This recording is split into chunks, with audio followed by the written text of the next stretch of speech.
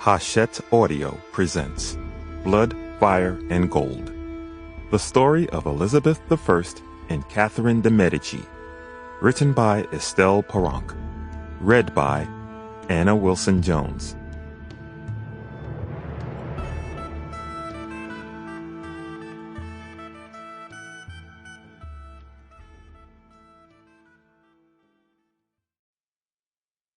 Prologue. The Art of Making Peace.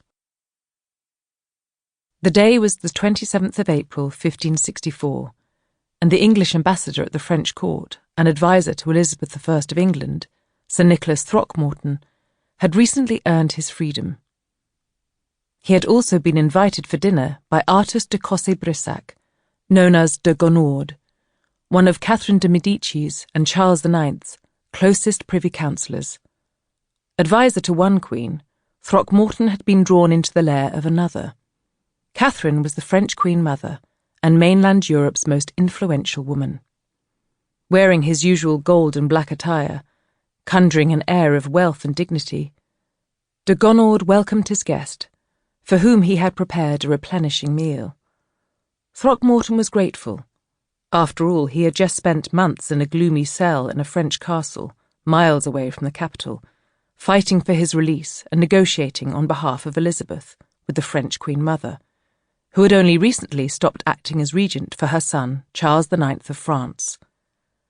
By now, the two women had been at each other's throats for months, and their advisers had been caught in the crossfire. "If only your mistress, Elizabeth, the Queen of England, and Catherine de' Medici, the Queen Mother of France, could get along well," said de Gonord over dinner. "The authority of the Pope could then be extinguished in both countries."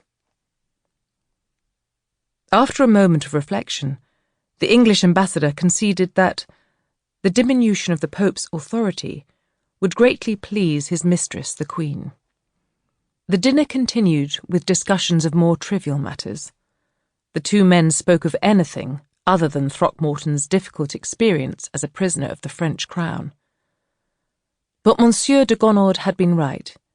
If only these two queens could forge an alliance, if only these two queens could forge an invincible friendship, what then could they not achieve?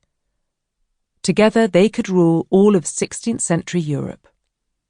But fate had decided otherwise, and Throckmorton, along with other representatives of both courts— Sample complete. Ready to continue?